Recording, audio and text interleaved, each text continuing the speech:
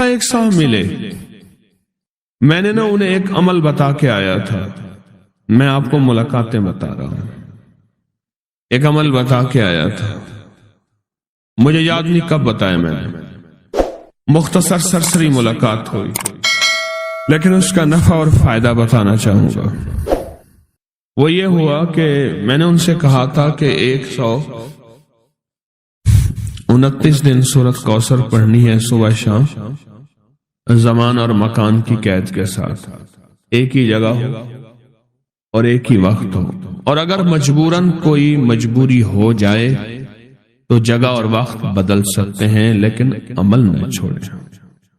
129 بار سورۃ کوثر، 15 منٹ لگتے ہیں، آپ خود کہتے ہیں، ڈوب کے توجہ کے ساتھ، دھیان کے ساتھ، ڈوب کے لفظ میں ڈوب کے کہہ رہا ہوں، توجہ کے ساتھ، دھیان کے ساتھ 129 بار سورۃ کوثر، 129 دن بس آپ پڑھیں۔ جب 129 دن مکمل ہو جائے نا تو اس دن کوئی میٹھی چیز تقسیم کریں حسب توفیق، اور پھر اگلے 129 دن شروع کریں۔ اگلا 129 دن، یہ پہلا نصاب ہے، اب اگلا نصاب شروع کریں۔ میں نے ان سے عرض کیا کہ 7 یا 11 نصاب کر لیں، تیری زندگی کے شکوے ختم ہو جائیں گے۔ 7 یا 11 نصاب، 129 دن اہتمام کے ساتھ، جگہ اور وقت کی پابندی ہو، مجبوراً اگر کوئی مجبوری ہے تو بدل سکتے ہیں، 129 دن۔ اور جب 129 دن ختم ہو تو اس کی مٹھائی تقسیم کریں اور شیرینی تقسیم کریں حسب توفیق، اور اگلے 129 دن شروع کریں۔ اگلے 129 دن شروع کریں، اگلے 129 دن۔ پھر جب وہ ختم ہو پھر شیرینی تقسیم کریں، اور اس کے بعد پھر اس سے اگلے 129 دن شروع کریں۔ اس طرح یہ ہر 129 دن ایک نصاب ہوا۔ اس طرح 7 یا 11 نصاب، 7 یا 11 نصاب اب کر لیں۔ اس نے 7 یا 11 نصاب کیے، میں نے اس کے 7 اور 11 نصابوں میں اتنے نتائج پائے۔ وہ اس وقت کھڑا تھا اور سامنے احد پہاڑ تھا، میرا اندازہ کہہ رہا تھا کہ اب اس کے پاس اتنی بڑی کیمیا ہے کہ احد پہاڑ کے پتھر کو جا کے ہاتھ لگائے تو سونا بن جائے گا۔ جب مجھ سے باتیں کر رہا تھا تو سامنے احد پہاڑ تھا۔ ٹی بی کا علاج 6 مہینے 9 مہینے، فلاں کا کورس 6 مہینے 9 مہینے، اور کتنی ادویات ایسی ہیں کہ جن کے علاج اور کورس میں کہتے ہیں کہ ایک دن بھی دوائی چوک گئی تو پھر شروع کرنی پڑے گی، ہے اس میں تو ڈاکٹر کو کہتے ہیں یہ بڑی توجہ ہے۔ اور اگر تسبیح خانے والا کہہ دے انہیں کہ یہ پابندیاں نہیں ہوتی ہم سے، یا پابندی تو کوئی رعایتی بندہ کہے گا، ورنہ کہے گا بڑی سختی ہے، حالانکہ نہ پابندی ہے نہ سختی ہے۔ فرمایا کہ جو بندہ 2 تسبیح روزانہ سورۃ قل ھو اللہ کی پڑھے گا، سب سے پہلا فائدہ ہے اللہ پاک 300 دروازے غضب کے اس سے بند کر دیں گے، قہر کے، دشمنی کے، انتقام کے، شر کے، دشمن کے۔ اللہ 300 دروازے اس سے بند کریں گے اس دن جس دن 200 دفعہ سورۃ اخلاص پڑھے گا، قل ھو اللہ پڑھے گا۔ آپ چلتے پھرتے پڑھ لیں، حتیٰ کہ وضو نہیں ہے زبان پاک کے پڑھ سکتے ہیں۔ اس کے 9 فائدے بتا رہا ہوں، غور سے سنیے گا۔ 2 تسبیح سورۃ قل ھو اللہ کی۔ دوسرا فائدہ فرمایا کہ جو بندہ 2 تسبیح روزانہ قل ھو اللہ کی پڑھتا ہے، اللہ 300 رحمت کے دروازے اس پہ کھول دیتے ہیں۔ تیسرا فائدہ غور سے سننا، 300 رزق کے دروازے کھول کے اللہ اس سے غیب سے رزق عطا فرمائے، 300 رزق کے دروازے کھول۔ چوتھا فائدہ ذرا غور سے سننا، اللہ بغیر محنت کے علم عطا فرمائے گا، اور اپنے علم میں سے بغیر محنت کے، لدنی علم، وحبی علم، وحبی غیبی علم، لدنی وحبی علم، کس کے؟ بغیر محنت کے، اللہ علم عطا فرمائے گا اپنے علم میں سے، اور اللہ حلم عطا فرمائے گا اپنی حلم میں سے، اللہ سمجھ عطا فرمائے گا اپنی سمجھ میں سے۔ اور پانچواں فائدہ 66 قرآن پاک ختم کرنے کا ثواب ملے گا۔ 66 جو 2 تسبیحیں سورۃ قل ہو اللہ پڑھے گا، 66 قرآن پاک ختم کرنے کا ثواب ملے گا اسے۔ اور اس کا چھٹا فائدہ ہے 50 سال کے گناہ معاف ہو جائیں گے۔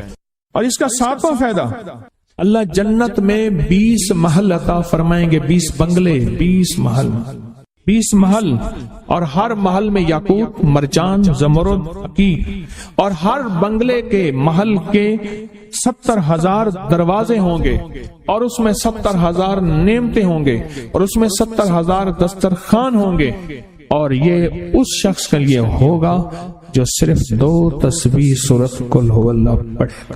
اور 8واں فائدہ جو 2 تسبیح سورۃ قل ہو اللہ پڑھے گا، سورۃ اخلاص پڑھے گا، 8واں فائدہ ہے 2000 رکعت نفل پڑھنے کا ثواب ملے گا۔ اور آخری 9واں فائدہ، آخری فائدے میں تو میں نے مزہ آ گیا، آخری فائدہ کمال فائدہ۔ لحد میں جو مشکل کشا آ گیا، لحد میں جو مشکل، مجھے مرنے کا بھی مزہ آ گیا۔ سرانے جو بیٹھے تھے میری سرکار، نکیرین کو بھی حیا آ گئے۔ سرہانے جو بیٹھے تھے میری سرکار، نکیرین کو بھی حیا آ گیا۔ محمد محمد محمد محمد صلی اللہ علیہ وسلم، محمد محمد محمد محمد میں کہتا رہا، نور کے موتیوں کی لڑی بن گئی، آیتوں سے ملاتا رہا آیتیں، پھر جو دیکھا تو نعت نبی بن گئی، حسن جنت کو جب بھی سمیٹا گیا، مصطفیٰ کے نگر کی گلی بن گئی۔ حسن جنت کو جب بھی سمیٹا گیا، مصطفیٰ کے نگر کی گلی بن گئی۔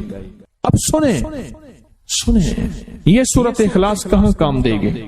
یہ قبر میں، یہ زندگی میں، فرمایا کب ایک حسین آدمی ہوگا، قبر میں ساتھی بن جائے گا، اس کو نکیرین کے سوالوں کے جواب دے گا، اور یہ بندہ ٹھاٹ سے ہوگا۔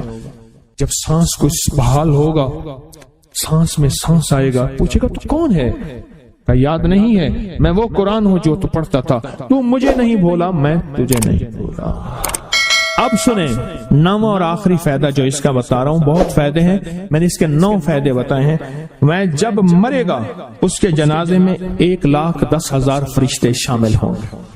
جو یہ پڑھے گا اللہ اس کو اتنا عطا فرمائیں گے، اب ذرا چھوٹے سے ایک لفظ کہہ رہا ہوں، جو یہ پڑھے گا اللہ اس کو اتنا عطا فرمائیں گے، اتنا عطا فرمائیں گے، اتنا عطا فرمائیں گے کہ اس کے ذریعے سے لوگوں کو روزی دیں گے۔ شیخ ابو الیاس سمرقندی رحمۃ اللہ علیہ بہت بڑے اللہ کے ولی تھے۔ جو یہ پڑھے گا وہ ذریعہ بن جائے گا لوگوں کو روزی دلانے کا، وہ ذریعہ بن جائے گا لوگوں کو دولت اور رزق دلانے کا، وہ ذریعہ بن جائے گا لوگوں کو برکات اور ثمرات دلانے کا، وہ ذریعہ بن جائے اللہ اس کے ذریعے سے لوگوں کو رزق عطا فرمائیں۔ اب آپ ان الفاظ کو غور سے سنیں۔ الفاظ سے پہلے میں الفاظ کی حقیقت بتاتا ہوں، الفاظ سے پہلے الفاظ کی حقیقت بتاتا ہوں۔ آپ ذرا الفاظ سے پہلے الفاظ کی حقیقت کو غور سے سنیں، حقیقت کو غور سے سنیں۔ یہ بس والوں کے ساتھ آپ نے سفر کیا ہوگا، یہ اکثر ہوٹلوں پہ کھڑے ہوتے ہیں۔ جب ہوٹلوں پہ کھڑے ہوتے ہیں، ڈرائیور اور بس کے عملے کا کھانا مفت ہوتا ہے۔ کچھ بندے لائے ہیں جو اپنا فکر کرتا ہے، اگر وہ بس والا کہیں کھڑا کرتا، بس بند کر دیتا اور خود کھانا کھاتا، کیا مفت دیتے؟ جو دوسروں کو ساتھ لاتا ہے اور جو دوسروں کا فکر کرتا ہے، اللہ اس کو بہت زیادہ نوازتے ہیں، بہت زیادہ۔ حضرت داؤد علیہ السلام نے عرض کیا کہ یا اللہ، کا نبی پیارا ہوں، بہت ہی زیادہ پیارا بننا چاہتا ہوں، میرے ساتھ شفقت فرمائے۔ تو آپ نے فرمایا داؤد، میرے بندوں کو میرا محبوب بناؤ، میرے بندوں کو میرے قریب کرو، تم میرے اور پیارے ہو جاؤ۔ حضرت موسیٰ علیہ السلام نے اللہ سے عرض کیا کہ یا اللہ، تیرا پیارا بننے کے لیے، محبوب بننے کے لیے کون سا عمل ہے؟ تو آپ نے فرمایا غیبانہ لوگوں کے لیے دعا کرو، غیبانہ لوگوں کے لیے دعا کرو۔ کیوں؟ منہ پہ دعا خوشامد پھر بھی بن سکتی ہے، دکھاوا پھر بھی بن سکتا ہے۔ جب غیبانہ لوگوں کے لیے دعا کرو گے، فرمایا وہ دعا ایسے ہوگی جو تجھے 3 چیزیں دلائے گی۔ ایک میرا دوست بنا دے گی، اور ایک جتنا لوگوں میں رزق تقسیم ہوگا اتنا سارا تجھے ملے گا، تو سارا تجھے ملے گا۔ یہ بندہ مالدار اور تونگر بن جائے گا۔ دوسرا اور تیسرا فرمایا کہ اللہ جل شان ہو تجھے لوگوں میں عزت دیں گے، وقار دیں گے، شان و شوکت دیں گے اور ہر دل عزیز کر دیں گے۔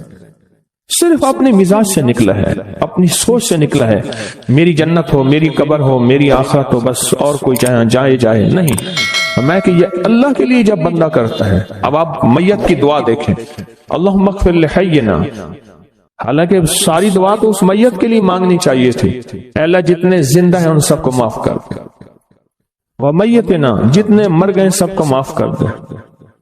میت سامنے پڑا ہے، عین سامنے رکھ کے میت کے لیے دعا نہیں مانگی جا رہی، پہلے سارے زندوں کے لیے تاکہ ان کا خاتمہ ایمان پہ ہو، پھر میتوں کے لیے، وشاہدنا، جو موجود ہیں، وغائبنا، جو اس وقت نظر نہیں آ رہے غائب ہیں، وصغیرنا، وہ چھوٹے ہیں، وکبیرنا، وہ بڑے ہیں، وذکرنا، وہ مذکر ہیں، وانثانا، اے اللہ جو مؤنث ہیں۔ یہ دعا مانگ کے پھر کہتے ہیں اللہم من احییتہ منا فاحیہ علی الاسلام، اے اللہ زندگی گزارنا تو کملی والی کے غلامی میں، ومن توفیتہ منا فتوفہ علی الایمان، اے اللہ اگر موت ہو تو ایمان کی موت دے دے۔ جو بندہ دوسروں کے لیے مانگتا ہے، جو بندہ دوسروں کے لیے چاہتا ہے، دوسروں کے لیے چاہتا ہے۔ ابھی کچھ عرصہ پہلے ایک صاحب ہیں جو کچھ تعویذ وغیرہ پیر کچھ تھوڑا سا عامل ہیں، تو مجھے ملے، مجھ سے کہنے کہ ہم نے سفر تو اکٹھا شروع کیا تھا، اور مجھ سے کہنے کہ اتنے آگے نکل گئے، وجہ؟ میں نے کہا فرق اتنا ہے، تو نے چھپایا، میں نے بتایا، بس تو نے چھپایا، میں نے بتایا۔ کہنے لگا نہیں کوئی اور وجہ ہے۔ اچھا، میں پھر اسے باتیں اور چلتی رہیں، چلتے میں نے اس سے میں نے کہا کہ سورۃ والضحیٰ کا عمل ہے تیرے پاس اور تو پڑھتا ہے کام ہو جاتا ہے۔ ہنس پڑا، ہاتھ پہ ہاتھ مارا، کہنے ہاں ہے۔ میں نے کہا وہ بتا دو۔ بتاؤں گا، میں نے کہا بتا دو، فائدہ ہو جائے گا مجھے بھی۔ اچھا، وہ پہلی بات وہ بھول گیا۔ میں نے کہا تو چھپاتا ہے، میں بتاتا ہوں۔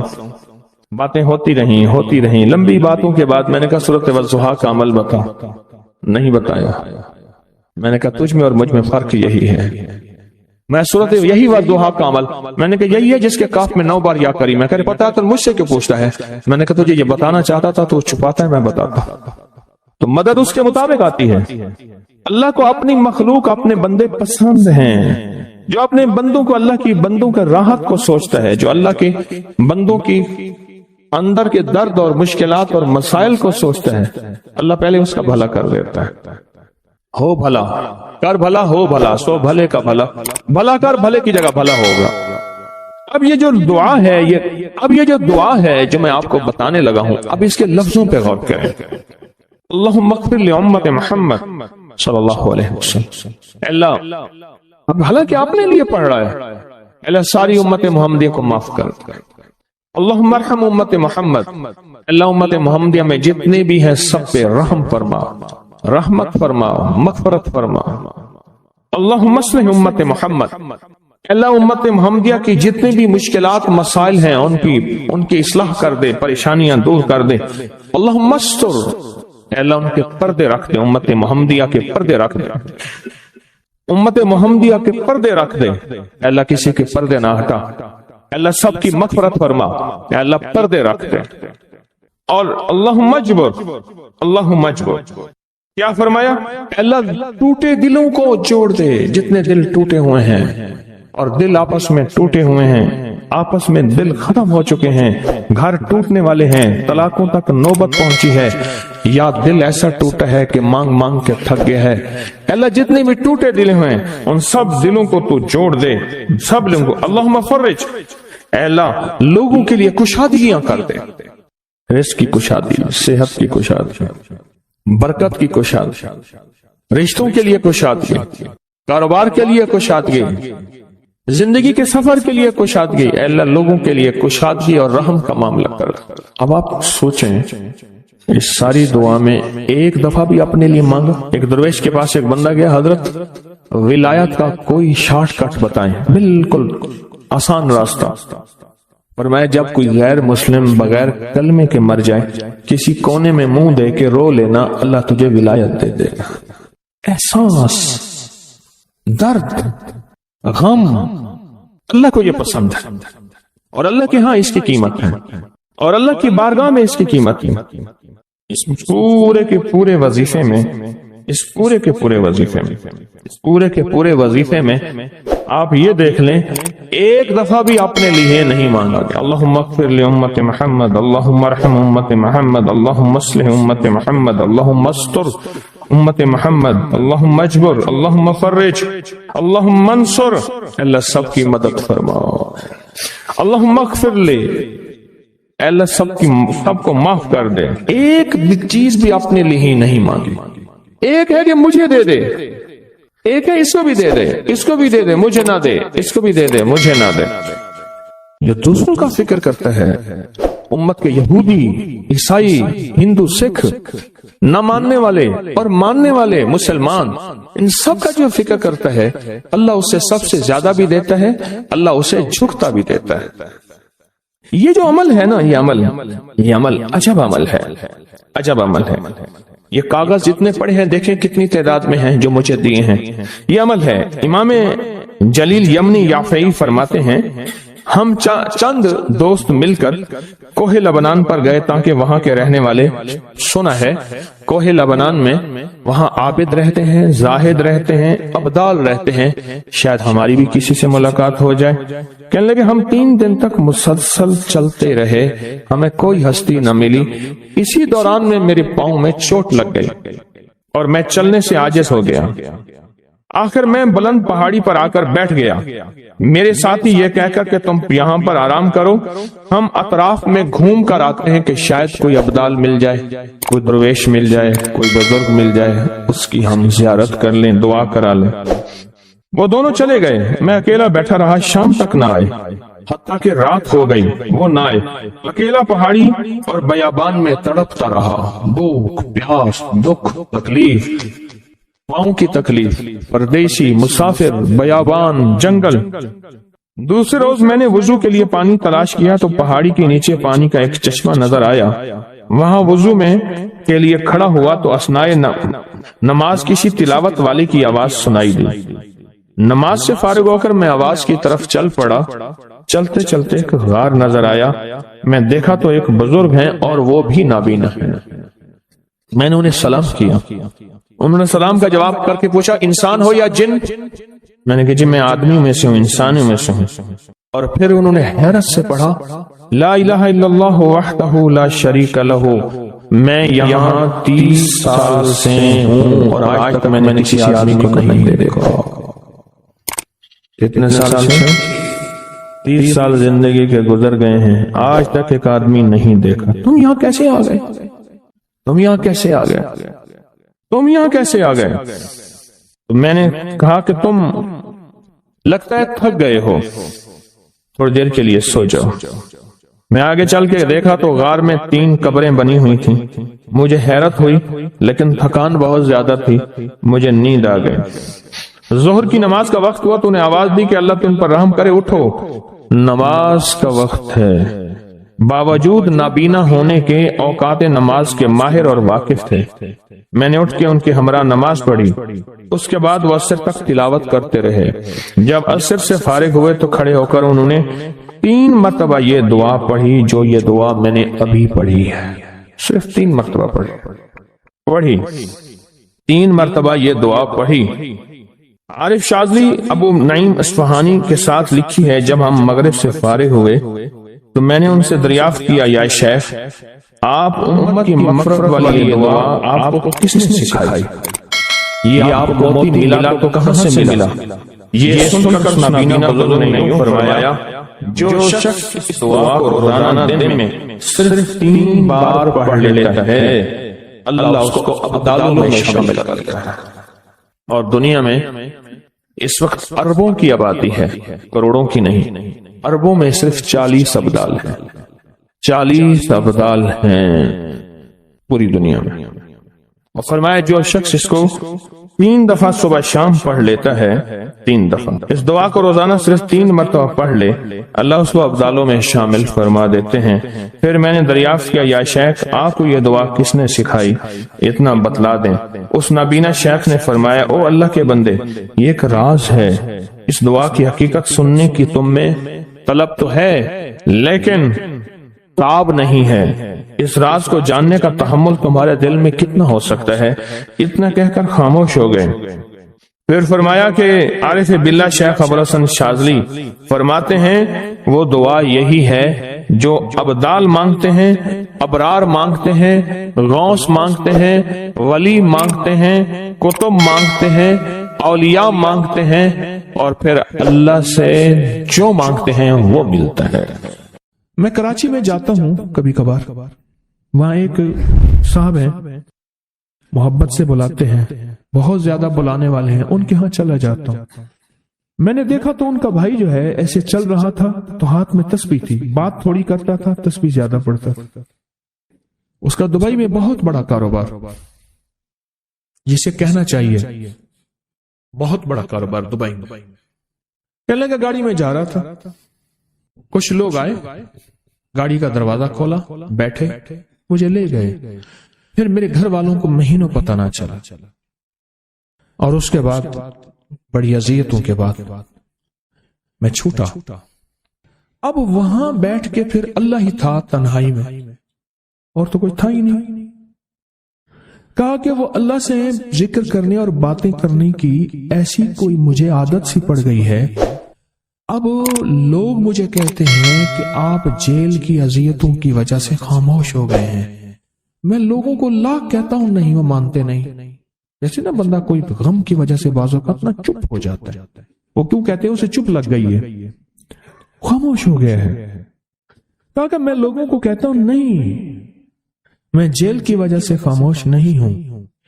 اس قید نے، اس جیل نے میرے اوپر جو آزمائش بھیجی ہے، اس قید نے اور جیل نے میرے اوپر جو آزمائش بھیجی ہے، اور میں پھر وہاں ذکر کا عادی بنا، دعاؤں کا عادی بنا، تسبیح کا عادی بنا، اعمال کا عادی بنا، اور وہ عادت سی پڑ گئی ہے، اور وہ عادت سی ایسی پڑی ہے کہ بس سارا دن اب اسی میں لگا رہتا ہوں، سارا دن اب اسی ذکر میں اور اسی یاد میں لگا رہتا ہوں۔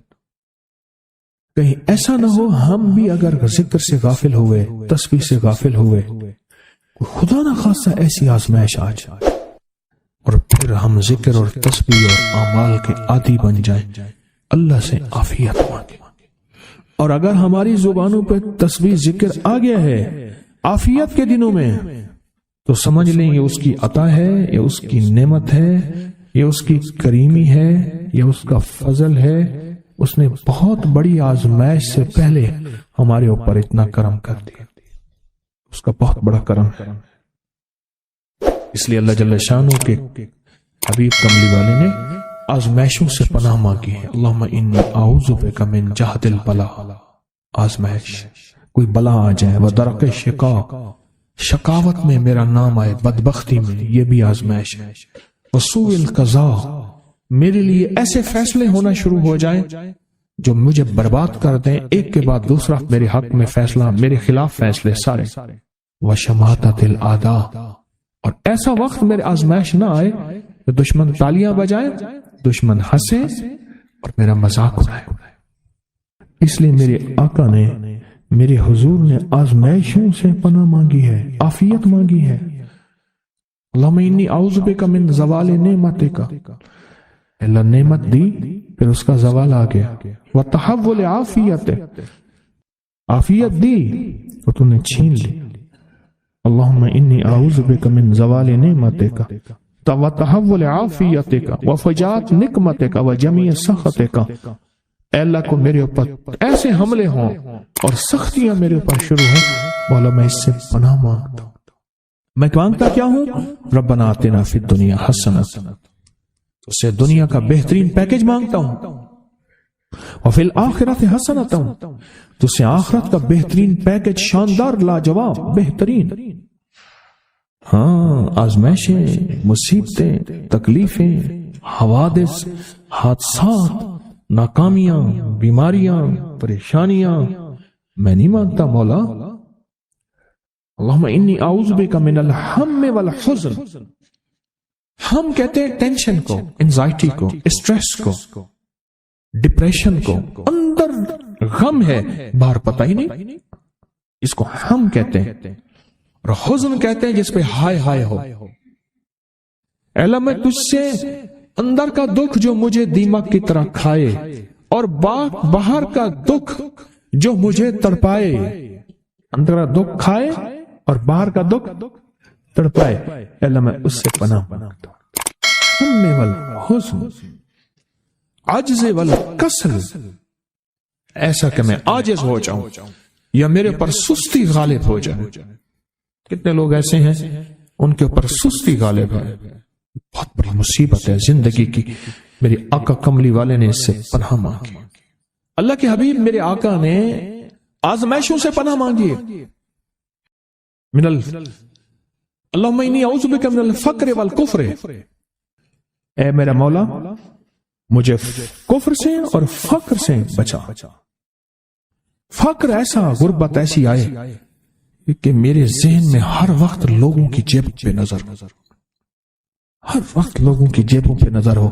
یہ دو وقت میں ہوتا ہے، ذہن نشین رکھیے گا۔ اس فقیر کا تجربہ ہے، ایک جب طمع بڑھ جاتا ہے، لالچ بڑھ جاتی ہے، اس وقت لوگوں کی جیبوں پہ نظر ہوتی ہے۔ جب فقر بڑھ جاتا ہے، غربت اور تنگ دستی اور فقیری بڑھ جاتی ہے، پھر لوگوں کی جیبوں پہ نظر اس کی ہوتی ہے اور اللہ کے خزانوں پہ نظر نہیں ہوتی یا کم ہوتی۔ اے میرے مولا مجھے فقر سے بچا اور کفر سے بچا، کہ ایسا وقت نہ آئے میں اپنا دین بیچ بیٹھوں، اپنا ایمان بیچ بیٹھوں۔ ہمارے ایک مخلص تھے عبد الوحید سلیمانی صاحب رحمۃ اللہ علیہ، کہنے لگے انارکلی میں میرا ایک دوست تھا، تو میں اس دوست کے ساتھ زندگی گزری، پنجاب یونیورسٹی میں اکٹھے پڑھتے تھے، تو پھر پتا چلا کہ وہ بہت مالدار ہو گیا۔ اسلام آباد کے ایک بہت بڑے سیکٹر میں گیا تو اس کا گھر دیکھا، گاڑیاں، بڑا گھر، اور یہاں اس کے پاس ایک پرانی سی پتلون ہوتی تھی اور غربت ہوتی تھی، اور انارکلی کے کسی اوپر چبارے کے کسی کمرہ لیا ہوا تھا۔ تو میں نے اس کا نام لے کے پوچھا یہ کیا؟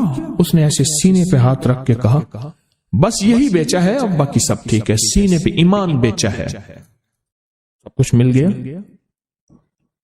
اللہ میرے پر وہ وقت نہ لا جب میرے اوپر فقر غالب آ جائے یا کفر آ جائے۔ میرے آقا کملی والے نے آزمائشوں سے پناہ مانگی، اور آپ حضرات کتنے خوش قسمت ہیں، اس کی شان کریمی اللہ نے آزمائشوں سے بچائے، اور انشاءاللہ ان نام کی برکتوں سے، ان دعاؤں کی برکتوں سے، ان تسبیحوں کی برکتوں سے، اس اللہ کے نام لینے کی برکت سے انشاءاللہ اللہ اور آزمائشوں سے بچائے گا۔ اللہ نے بغیر آزمائشوں کے ہمیں اپنا نام دے دیا، اپنے نام کی تسبیح دے دی، اپنا ذکر دے دیا، اپنی یادیں دے دی۔ کسی جگہ منہ سے اللہ نکل جاتا ہے، کہیں رحمان نکل جاتا ہے، کہیں بسم اللہ نکل جاتا ہے۔ ابو عبداللہ مغربی فرماتے ہیں میں نے رسول اللہ صلی اللہ علیہ وسلم کو خواب میں دیکھا، عرض کیا مجھے اللہ سے ایک حاجت ہے، کس وسیلے سے دعا مانگوں؟ عرض کیا مجھے اللہ سے ایک حاجت ہے، کس وسیلے سے دعا مانگوں؟ کوئی عمل بتا دیں، کوئی وسیلہ بتا دیں آقا۔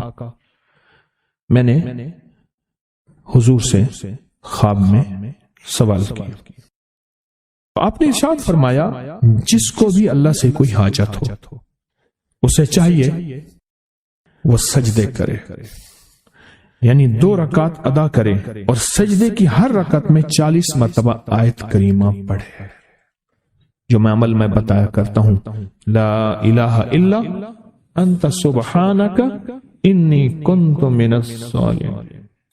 جب بھی کوئی مشکل ہو، الجھن ہو، پریشانی ہو، کوئی تکلیف ہو، کوئی مسئلہ ہو، تو میرے حضور نے فرمایا کہ تو ایسا کر، تو ایسا کر، تو کیا کر، تو نفل پڑھ، ہر رکعت میں سبحان ربی الاعلیٰ کے بعد 40 مرتبہ آیت کریمہ پڑھ، اور پڑھ ایسے ڈوب ڈوب کے مانگ مانگ کے، گڑ گڑا کے، بھکاری محتاج سائل اور منگتا بن کے پڑھ۔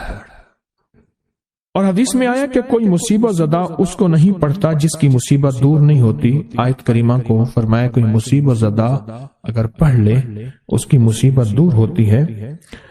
اور ایک اور حدیث میں ہے کہ کبھی ایسا نہیں ہوا کہ کسی مسلمان آدمی نے کسی چیز کے لیے اسے پڑھا ہو اور اس کی دعا قبول نہ ہوئی ہو، اور اس کو ترمذی اور نسائی نے روایت کیا ہے۔ میرے آقا فرماتے ہیں کہ میں جب شب معراج میں میرا ایک شخص پر گزر ہوا جو نور عرش میں چھپا ہوا تھا، عرش کے نور میں اتنا ڈوبا ہوا تھا، خود چھپا ہوا تھا عرش کے نور میں۔ میں نے پوچھا یہ کون ہے؟ یا کوئی فرشتہ ہے؟ فرمایا نہیں۔ میں نے کہا تو پھر یہ کون ہے؟ فرمایا ایک انسان ہے، جب دنیا میں تھا تو یاد خدا اسے اس کی زبان پر تر و تازہ رہتی تھی، اس کا دل مسجد میں لگا رہتا تھا، آج اللہ کے حضور یہ نور عرش کے نور میں اتنا ڈوبا ہے کہ خود چھپ گیا۔ دو چیزوں کی وجہ سے، ایک اس کی زبان ہر وقت اللہ کی یاد سے تر و تازہ رہتی تھی۔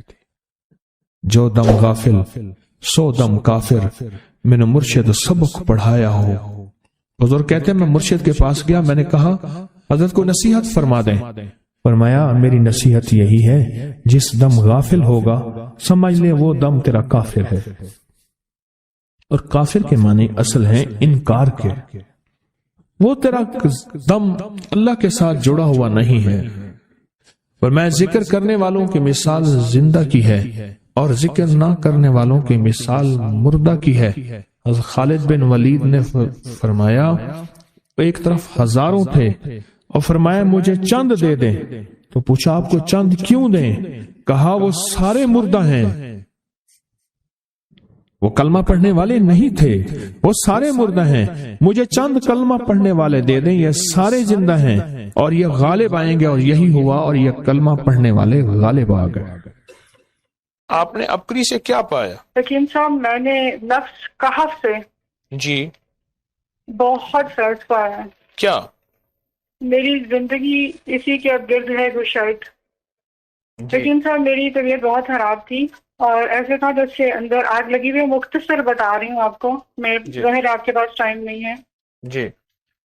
تو وہ میری جو طبیعت خراب تھی وہ کسی بھی میڈیکل سینیریو میں وہ پکچر فٹ نہیں ہوتی تھی جی، جس کا مجھے پتا تھا کہ اس نے دو عورتوں نے میرے پہ کالا جادو ٹونا کروایا۔ میں نے اس عورت کا تصور کر کر سانس روک کر 11 دفعہ کہف پڑا جی، اس کو کرا ڈل گیا، اس کا جادو ٹونا مجھ تک نہیں پہنچ سکا۔ اس کو کیا ڈل گیا؟ اس کے بعد میری طبیعت ٹھیک ہو گئی، کہف کا کرا ڈل گیا۔ کرا ڈل گیا، لاہور دی کڑی لگتی ہے، مئی لاہور دی۔ جی جی بالکل۔ چلو ٹھیک ٹھیک۔ تو پھر حکیم صاحب اس کے بعد میں جیسے جیسے وہ کرتی گئی میری طبیعت ٹھیک ہوتی گئی۔ پھر ایک اور بات یہ ہے کہ کوئی بھی شر پرست ہے، اس کی زبان کا شر ہے، اس کی ہاتھ کا شر ہے، اس کو یہ کاف کا کرا ڈال دو، اس کا شر آپ تک نہیں پہنچے گا، آپ محفوظ رہیں گے۔ اور سب سے اہم بات اس میں یہ ہے کہ صاحب کہ میری بیٹی ہے، اس کو بہت شروع سے ہی نا یہ نان ہیومن اینٹائٹیز جو ہوتی ہیں، ان کو اردو میں کیا کہتے ہیں، شریر جنات، ان کا بہت سایہ یا جنات ان کا بہت مسئلہ تھا۔ بہت لوگوں سے پتا کروایا، کچھ افاقہ نہیں ہوا، بہت ہم ہموار ہوئے۔ اس کو میں نے کہا کہ بیٹے آپ ان نان ہیومن اینٹائٹیز کا بھی یہ کرو، کرا ڈالو۔ اس نے کہا ماما مجھے نہیں لگتا وہ کہ میں کسی کو ڈال سکتی ہوں کیونکہ وہ بہت زیادہ ہیں۔ جی میں نے کہا ویسے کرو، گروپ کا تصور کرو ان کے اور گروپ میں لے کر ان کو کرا ڈالو۔ حکیم صاحب اس لفظ نے ایسا فیض جاری کیا ہے ہماری زندگیوں میں، وہ میری بیٹی کا مسئلہ صرف اس چھوٹے عمل سے ایسا کرا ڈالا ہے الحمدللہ کہ وہ ٹھیک ہو گیا۔ اب وہ لیکن اس پہ استقامت چاہیے، وہ کرتی ہے، میں بھی، کوئی بھی شور پرست ہیں ان کو یہ کرا ڈالتی رہتی ہوں۔ And it work both ways کہ میں اگر کہف کا حصار اپنا ذاتی حصار حفاظتی حصار کروں تو وہ بھی ایسے ہی کرتی ہوں، اپنا تصور کر سنیے 7 وقت کا 11 دفعہ کہف پڑھا۔ سنیں، جو بھی وظائف ہیں آپ کر رہے ہیں ان کی اجازت ہے، اور یہ کہف قرآن کا لفظ ہے، اور انشاءاللہ اس کا فائدہ ہوا ہے، آپ کو ہوا ہے، اوروں کو بھی ہوگا، انشاءاللہ فائدہ ہے۔